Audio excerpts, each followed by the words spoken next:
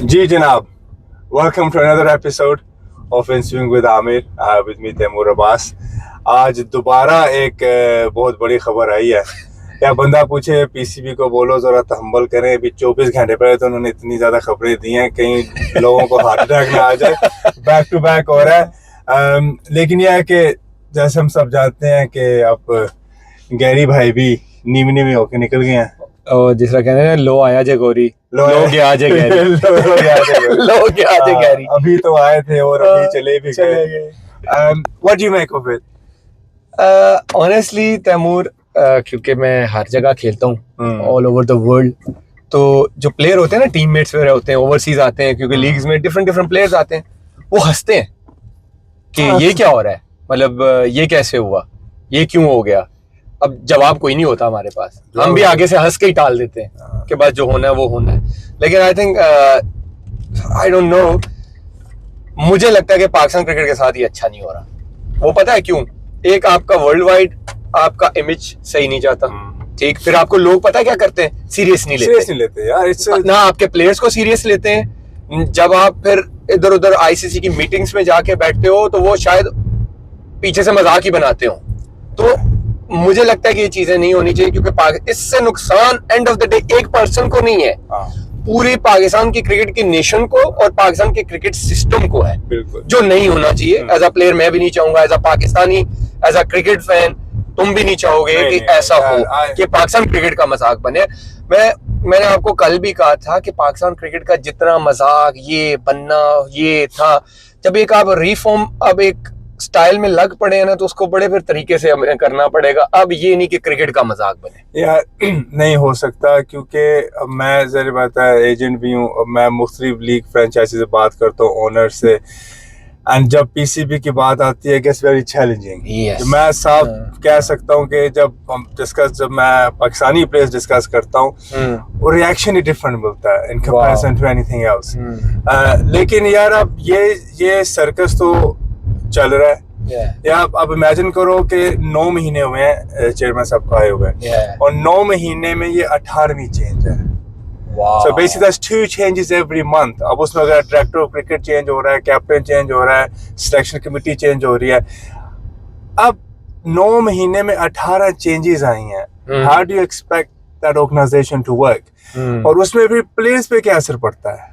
Player पे तो बहुत बड़ा असर पड़ता है, क्योंकि प्लेयर को इनसिक्योरिटी कैसे आती है कि जो एक बंदा गारंटेड कॉन्ट्रैक्ट्स लेके आया है 2-3 साल के, और जिसको ये कहा गया कि हाँ आपके पास पावर है, आपने जो करना है, आपने जैसे टीम बनानी है आप वो बनाओ, अगर वो बंदा 6 महीने के बाद गायब हो सकता है तो मेरे पास तो कोई गारंटी नहीं है, मैं एक सीरीज के बाद गायब हो जाऊंगा। तो ये इनसिक्योरिटी जा रही है, उसके माइंडसेट उसका जो है ना डिस्टर्ब हो रहा है, डिस्ट्रैक्ट हो रहा है, जिसकी वजह से end of the day player की परफॉर्मेंस पे फर्क पड़ता है, फिर टीम का माहौल खराब होता है, फिर प्लेयर आना जाना, ये प्लेयर आया वो आया, आपकी टीम कभी भी नहीं बन सकती। क्योंकि हम लोग अक्सर ना लोग तनकीद शुरू कर देते हैं प्लेयर्स को, बच्चे अच्छा नहीं खेल रहा, ये इसकी स्ट्राइक। अच्छा, ये तनकीद वाली जो आपकी बात आई है ना, मैंने दोबारा ये वीडियोस शुरू ही क्यों की हैं, मैंने एक चीज अब एक नोटिस किया और देखा है, तनकीद सारे करते हैं, बोर्ड ने ये खराब कर दिया, प्लेयर ने ये खराब कर दिया, प्लेयर का ये एटीट्यूड है, वो कोच ने ये डिसीजन नहीं सही लिया, वो कप्तान ने ये फैसला सही नहीं किया।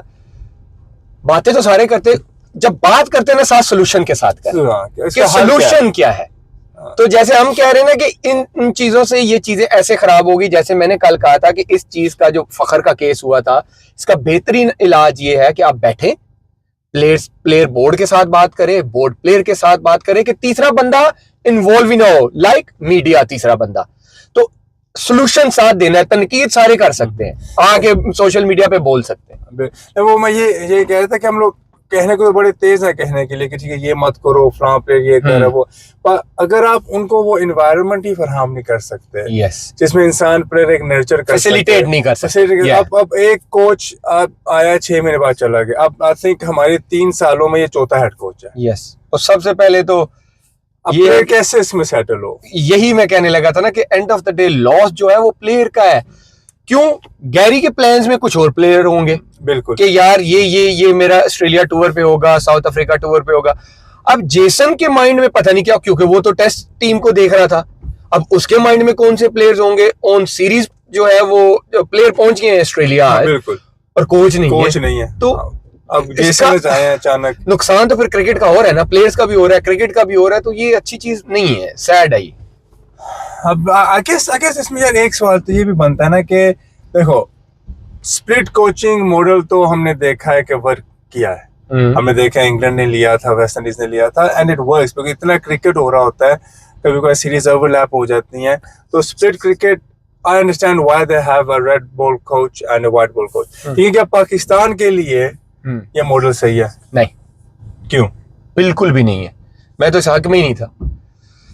जिन टीमों का आपने नाम लिया ना, वेस्ट इंडीज को चलो ठीक है, मैं वो भी बेचारे हमारी तरह ऊपर नीचे उनका लगा ही रहता है, उनके भी 100 रोले ही चलते हैं, उनका कोई कभी कुछ पता नहीं चलता कि कोच कौन है, कप्तान कौन है, कोई पता। चलो ये एक अच्छी चीज है कि सैमी जो है बड़े अरसे के बाद एक स्टिक किया हुआ है, लेकिन इंडिया ने किया हुआ है, इंडिया ने किया हुआ है, इंग्लैंड ने किया हुआ है, ऑस्ट्रेलिया ने किया हुआ है। वो पता क्यों करते हैं? उनकी 2-2 3-3 टीमें, हमारी एक मुश्किल से बनती है, एक टीम नहीं बन रही, कोच हमने 2 रखे हुए हैं। अब जेसन जो है, अब क्योंकि टेस्ट सीरीज में भी हमारे मोस्ट लड़के वही खेलते हैं जो व्हाइट बॉल भी खेल रहे होते हैं, मैं गिनवाता हूँ आपको। अब्दुल्ला व्हाइट बॉल में भी है, साइम व्हाइट बॉल में भी है, बाबर, रिजवान, शहीन, नसीम, ये तो सारे व्हाइट बॉल भी खेलते हैं, रेड बॉल भी खेलते हैं। तो फिर 2 कोचेस क्यों? तो पाकिस्तान की सिनारियो में, जो पाकिस्तान का सिनारियो ना, उसमें 2 कोचेस होने ही नहीं चाहिए। आप उसके बाद हमारा एक कोच नहीं टिकता, 2 कहाँ टिकेंगे? ठीक है, अभी जेसन ने भी हिंट तो कर ही दिया ना, that I'm just a match day analyst, मेरा काम। और वो पता नहीं कैसे टिक गया, लेकिन जो मुझे लगता है, जो मुझे जहां तक पता चला है कि गैरी इसी रीजन की वजह से छोड़ के गया, उसने रिजाइन इसीलिए किया है कि जब मेरा सही ही नहीं है सिलेक्शन में, टीम को पूरी बिल्डअप में, तो मैंने सिर्फ खिलाना है उनको, जाके बैठना कुर्सी पे, जो मुझे पता चला है। आपने एनालाइज बेसिक वहां कहा तो यही, लेकिन दूसरी तरफ ये पता चलता है कि बोर्ड ये कह रहा है कि क्योंकि वो हर सीरीज के बाद अपने कंट्री चले जाते थे, वो अवेलेबल ही नहीं होते थे, तो इस वजह से बोर्ड ने ये कहा कि उनसे डिमांड किया कि आप टाइम दें यहाँ पे। यार इसमें अब अंदर की बात खुदा ही जानता है, लेकिन बाहरी तौर पे देखा जाए, Gary Kirsten is not a small coach, या he is very well known coach, वो पूरी कोचिंग की दुनिया के टॉप में आते हैं, जो उनका रेपुटेशन है, तो somebody like him, I'm sure कि वो ऐसी छोटी मोटी बातों पे तो गुस्सा नहीं करेगा। कुछ तो मेजर हुआ है ना, ऐसे तो कोई रिजाइन नहीं करता। ओवरऑल बात है ये कि कहा ये गया था कि we know कि पाकिस्तान ने स्ट्रगल किया था, we know कि उन्होंने शेन वॉटसन को अप्रोच किया था, डैरेन सेमी को अप्रोच किया था, for a while we struggled to get a top level coach। अब ये एक हमें मिल गए, गैरी क्रेस्टन। कहा यह जाता है कि उनको वादे तो बहुत किए गए। मैं बताऊं आपको, मैंने जितना उसके साथ थोड़ा बहुत काम किया है ना, अभी वर्ल्ड कप इधर था इंग्लैंड सीरीज में वर्ल्ड कप, वो था कि वो आपकी टीम को ट्रैक पे लेके जा सकता था।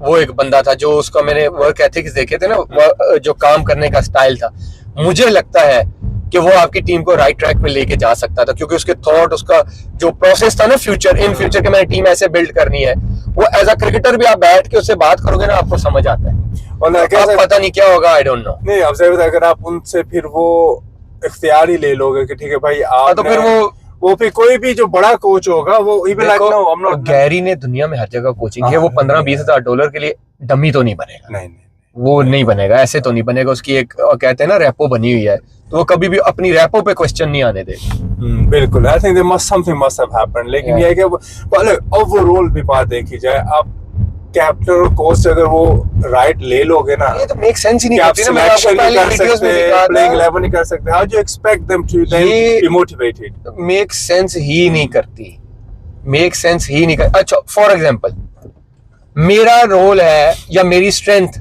जिस वजह से मुझे टीम में लाया गया, नया बॉल है जो स्विंग करता है, राइट, और मुझे अचानक ड्यूरिंग सीरीज कहा जाए नहीं तुम नया बॉल नहीं करोगे, मैं तो गया, फिर मैं क्या करूंगा? या तो मुझे पहले रोल क्लियर करो कि आपका रोल क्या, मैं उस हिसाब से तैयारी करूं। गैरी भी जब आए थे, गैरी को सब पावर दी गई थी, जो मुझे सुनने में आया कि पावर दी गई थी, आप ही सब करोगे, आप सब करो, 2 साल का कॉन्ट्रैक्ट है। लेकिन उधर से ये आ रहा है कि गैरी टाइम नहीं दे रहे थे, तो मैं तो हमेशा कहता हूँ ताली दोनों हाथ से बचती है, लेकिन बैठ के उसका हल निकाला जाता है, ना कि ऐसे फैसले दोनों तरफ से हो कि कल क्रिकेट का मजाक बने। बिल्कुल बिल्कुल। लेकिन यार आई पर्सनली फील कि यार हमारे यहाँ ना कोई अपने ही कोच चलेगा, ठीक है, लोकल ही चलेगा कोई, मतलब कि अब grand Bradman didn't lost, Gary एक जो मिकी वाइड था यार, मिकी वाइड जो 3 साल चला, longer tenure 3 years of Mickey. उस टाइम मिकी को हटाना मैं आज भी कहता हूँ कि बहुत गलत फैसला था कि या उसने आपको चैंपियंस ट्रॉफी जिताई है, यस, और आपने उसके साथ ये किया है। हालांकि लेकिन क्वेश्चन इज कि मिकी 3 साल चला है, तो व्हाट वाज द रीजन? अगर बाकी नहीं चल रहे तो उस वक्त क्या डिफरेंट था जो आज नहीं है? एक तो यार देखो, टीम उसने बड़ी अच्छी बना दी थी, टीम परफॉर्म कर रही थी, ठीक। जब वो 2016 में आया, हमने टेस्ट सीरीज इंग्लैंड में ड्रॉ की 2-2 से, बल्कि हमें क्या कहते हैं 3-1 से जीत रहे थे। वो आखिरी एक सेशन बर्मिंघम में हम टी के बाद मैच ड्रॉ हो रहा था, हम एक सेशन में सारे आउट हो गए, वरना हम सीरीज जीत गए थे, ठीक। फिर हम T20 सीरीज इंग्लैंड से जीते थे, इंग्लैंड में उसके टेन्योर में। फिर 2017 में हम चैंपियन ट्रॉफी जीते, ठीक। फिर जब 2019 में वर्ल्ड कप में हम रन रेट से बाहर हुए थे, हम सेमीफाइनल खेल रहे थे, हमारे भी पॉइंट 11 थे, न्यूजीलैंड के भी 11 थे, हमें सिर्फ पहले मैच ने कॉस्ट किया था, ठीक।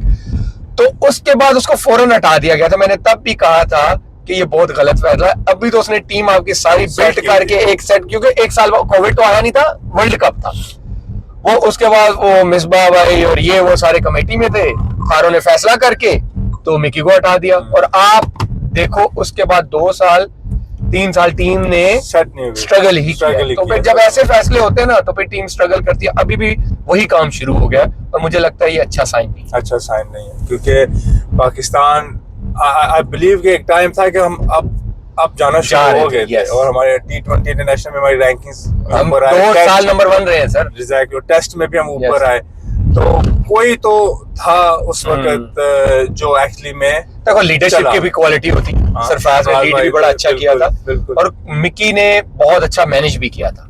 ये भी मैं आपको बताऊं, उसको प्लेयर की एबिलिटी का ना पता लग गया। उस हुआ क्या था, अभी आपने देखा हर सीरीज के बाद लड़के चेंज होते हैं, अभी भी कोई 25-30 लड़के गए हैं। वो जो 3 साल रहा है ना, आप उसका टेन्योर उठा के देख लो, 20-25 लड़कों के साथ 3 साल स्टिक रहा है वो। किसी ने परफॉर्मेंस की है नहीं की है, उसने पूरा। बाबर को मैं आज भी कहता हूँ प्लेयर बनाने वाला वो है, फखर को लाने वाला वो है, फहीम अशरफ को लाने वाला वो है, हसन अली को लाने वाला वो है, शहीन शाह को लाने वाला वो है। मैं कहता हूँ यू नेम इट, कि वो प्लेयर लाया और उसने बनाया, ट्रस्ट किया, और आज वही लड़के सर्व भी कर रहे। लेकिन आई गेस दूसरा सवाल तो ये बनता है ना कि ठीक है, उन्होंने जो उनको करने दिया गया, हाँ दैट्स द क्वेश्चन। गैरी को करने नहीं दिया गया, या और जो गैरी का भी टाइम भी क्या हुआ था यार, अभी तो आपको उसको टाइम देना चाहिए था। मुझे लगता है जैसे मैंने आपको पहले बोला है कि वो आपकी टीम को राइट ट्रैक पे लेके जा सकता था। चलो टाइम विल टेल, अब देखते हैं कि आगे क्या होता है। मुझे लगता है कोई आज आई ऑनेस्टली बिलीव कि आपको ना 2-3 महीने बाद पता चलेगा कोई अपना ही वापस आ गया। I think यही होगा. I won't be surprised if it's Aqib Javed coming back into the role, to be honest with the influence that he's having. But let's keep an eye on it. Thank you very much, guys. तो आपको अगले episode में मिलते हैं.